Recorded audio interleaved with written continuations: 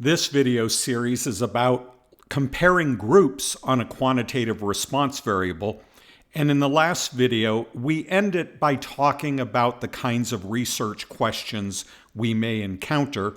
Those questions can be of a theoretical nature or an exploratory nature. In our case, we're really exploring because we don't understand the theory behind the various conditions. We're also not conducting an intervention because we're dealing with pre-existing groups. I mentioned that we can have a broad question that focuses on a relationship or comparisons across all the conditions, or we can have more specific questions.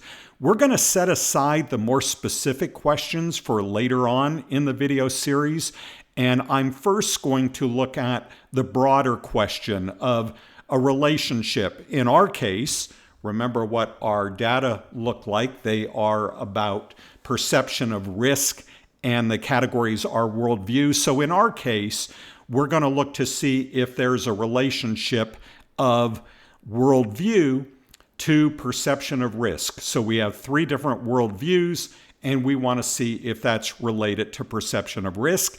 And as I mentioned, in this context, when you have a relationship, it means that there are differences among your groups. So if we find, in fact, that some of the groups are different from the other groups, then we would have, and by different, I mean different on this perception of risk. If we find that they're different on that perception of risk, then we would have a relationship. So let's talk a moment about sampling and group assignment, which really has to do with the design of this study. This is not a statistical analysis issue, but it has so much to do with how we interpret the results of our analysis that I'm going to spend a moment talking about this. First of all, the nature of the sample determines how outcomes can be generalized. And we typically think of this in the context of research validity as addressing the external aspect of research validity. External validity has to do with, can we take what we find in our study and talk about that outside of our study? That is, can we take the results, what we learn in our study, and think that they have any application outside of our study? And there are various aspects of external validity. There's the population aspect when we're talking about taking what we found in our sample and trying to generalize it to a larger context outside of our sample. That is, if we had taken other samples or if we looked at the entire population, that has to do with population generalizability. And we try to achieve population generalizability by having a representative sample. The best way to do that is to get a random sample. And indeed, if you think about statistical inference, which we're not there yet in this unit, but we've talked about in past units, if you think about statistical inference, then you're going to start with assuming that you have randomly sampled from the data. Otherwise, your probability calculations are not actually going to be accurate. The reality is, in much of behavioral and social research, we do not randomly sample our data. We do not randomly sample, that is, from the population to obtain our data. But in fact, we often will take convenient samples, or we will have sampling that has some element of randomness to it, but not simple random samples. But the inference that we're talking about doing in the context of comparing groups on a single quantitative response, when we do those inferences and calculate those probabilities, those probability calculations are all based upon having a random sample.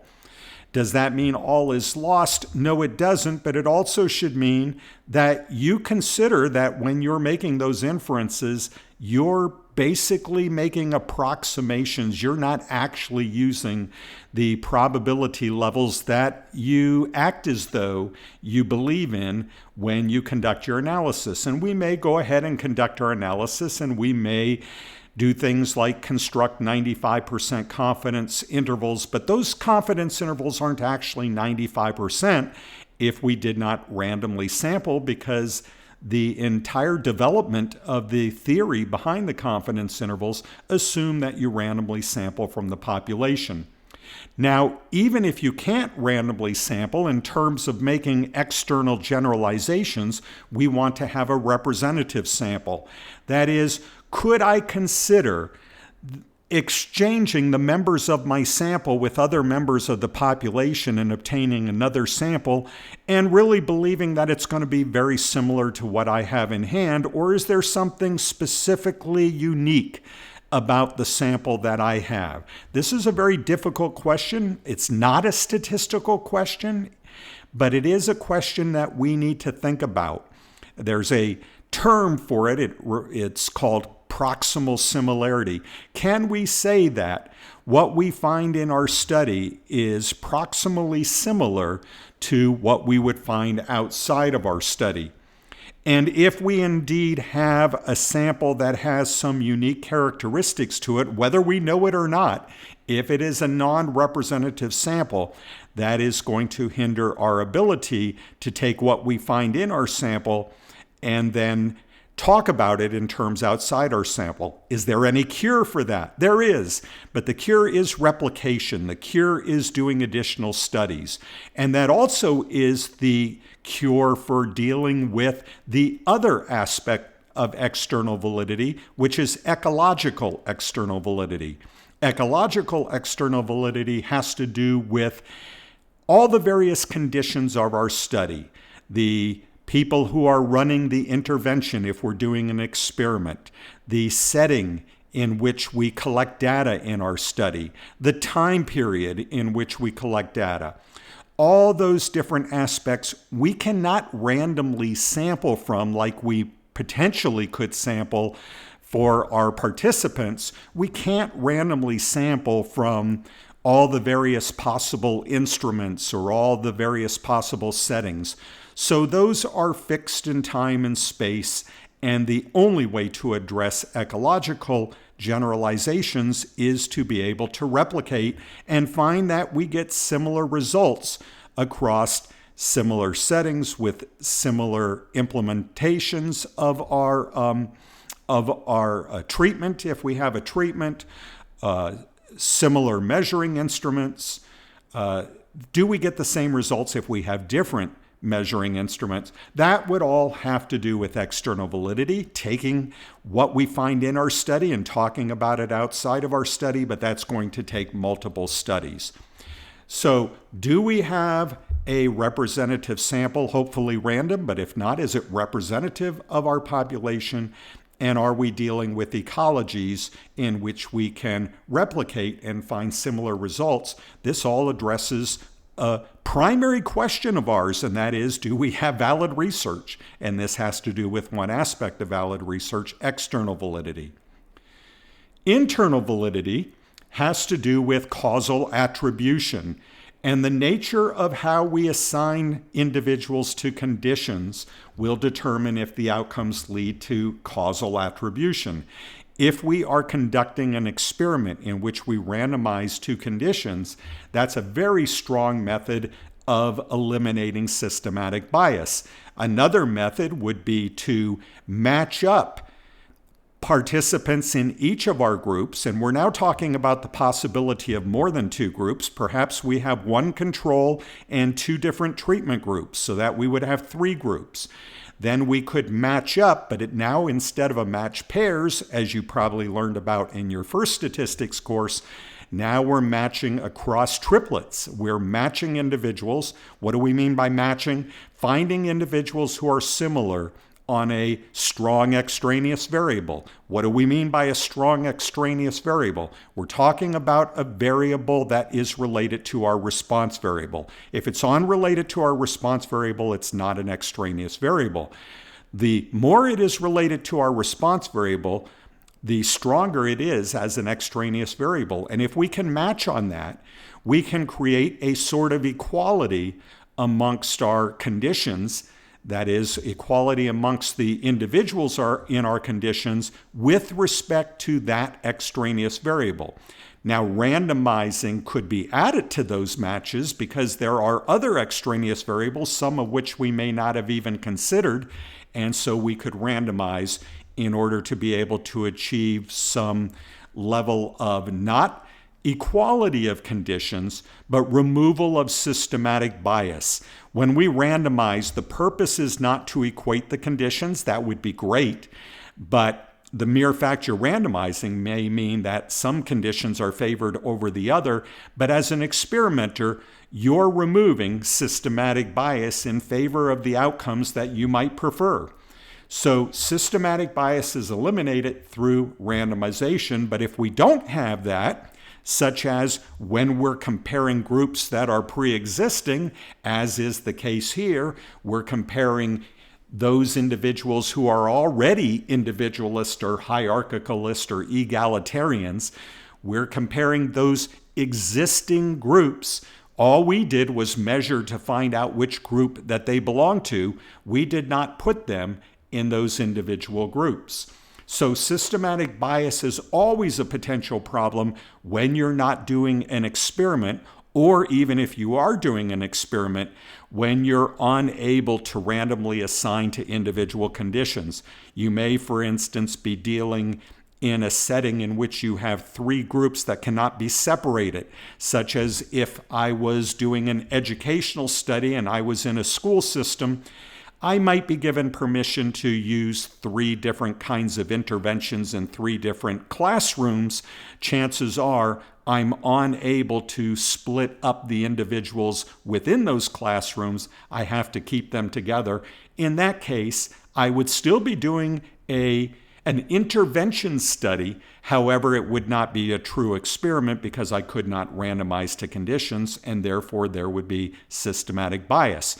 And remember, the whole idea here is if we have systematic bias as a potential, that is, if extraneous variables could be favoring one of our conditions, then it's going to be well nigh impossible to have causal attribution. The best we can do is say that we have found that there's a suggestion of causal attribution. And once again, just as when we don't have random sampling, one solution to this is to replicate the study.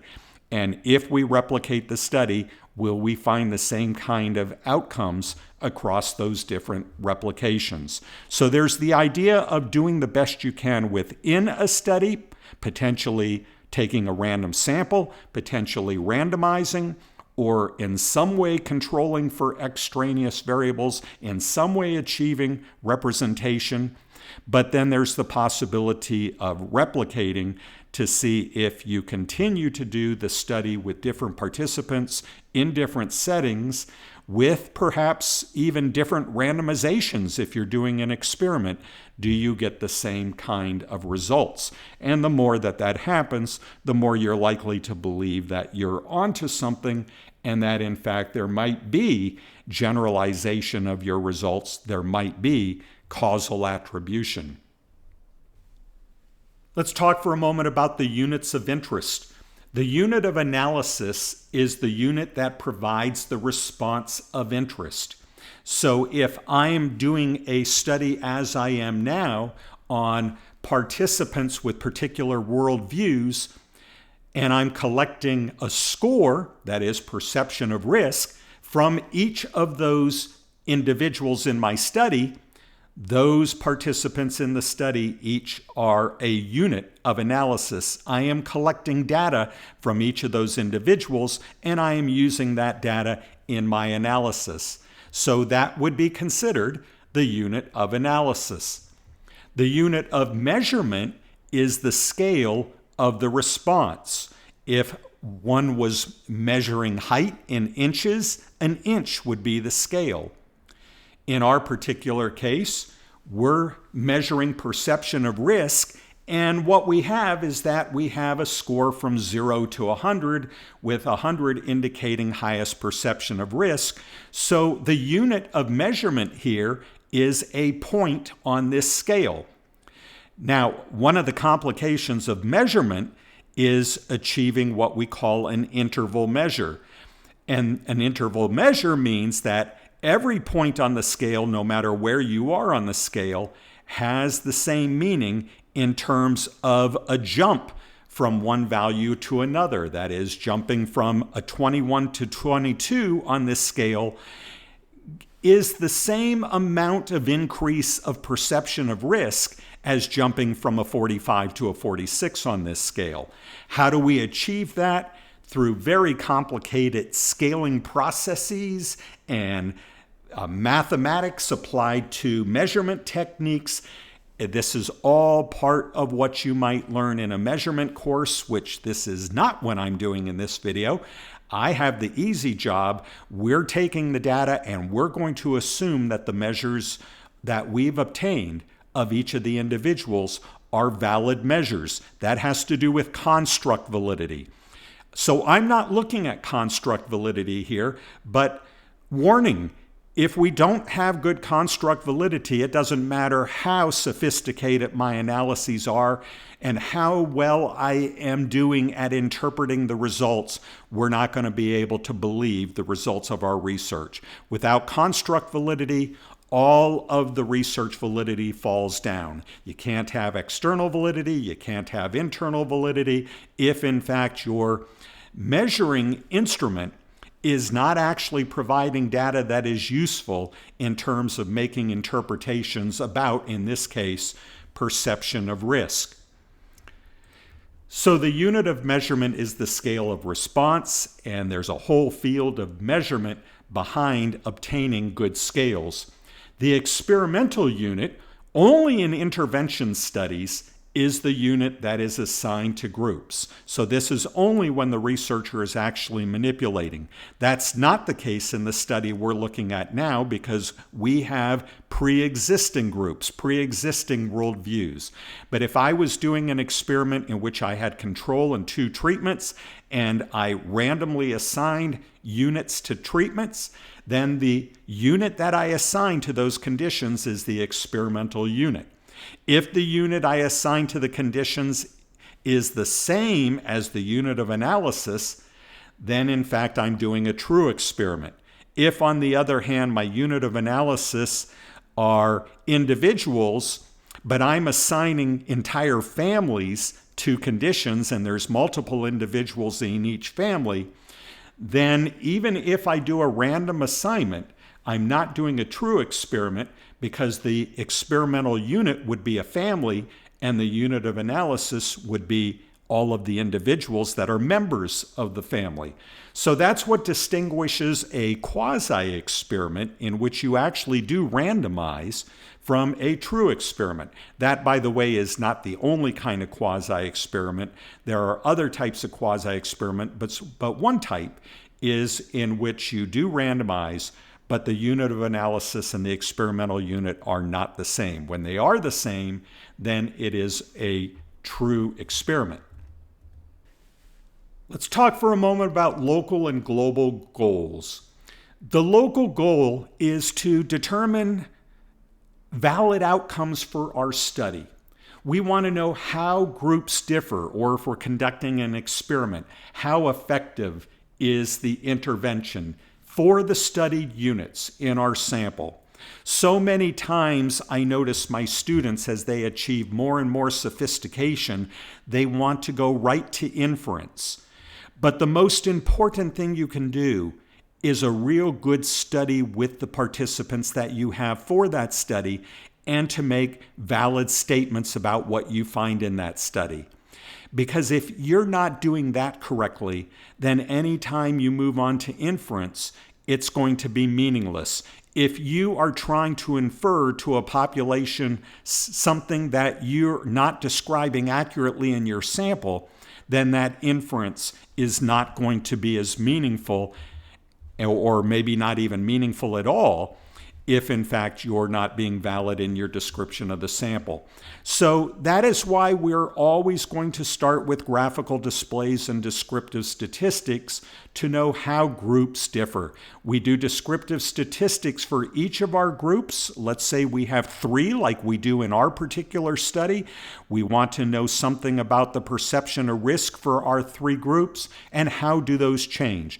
Note I put here, for example, the means, and by far the most common way of comparing groups is the means. But I'm going to caution you against only looking at means. We want to look at it to see if the variation changes.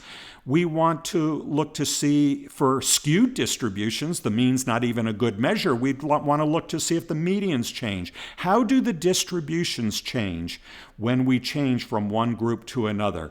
So even though much of the focus that's done in beginning statistics classes is on means, I hope you always will take it to heart that if I'm going to do a good job in knowing how groups differ, and I want to have strong local validity, that in fact I'm not going to restrict my focus to means. That's simply one index about the center of the group, but we want to know something about all the other individuals in the groups. The graphical displays that we look at should show us not only center of distribution, but something about the spread of the scores, the variation of the scores. And then ultimately, we have a global goal, and that is to understand how our groups would differ in a broader context. We're not just interested in comparing perception of risk for the participants in our study. We're interested in comparing perception of risk for the individualists, the hierarchicalists, the egalitarians, even outside of our study. So we do have that global goal, and thus we will come to inferential methods. But again, if we're not accurately assessing locally what's happening, we're never going to do a good job being able to make inferences using methods such as confidence intervals. So there's much to think about besides statistical analysis. This entire video really has not been on doing statistics or analyzing data. It's been on design. It's been on issues in research validity. It's been on how we draw conclusions or what kind of conclusions we can draw and where the focus should be when we conduct our studies. Never fear, we're going to get into analysis. In fact, that's what I'm going to start with in the next video, so I will see you there.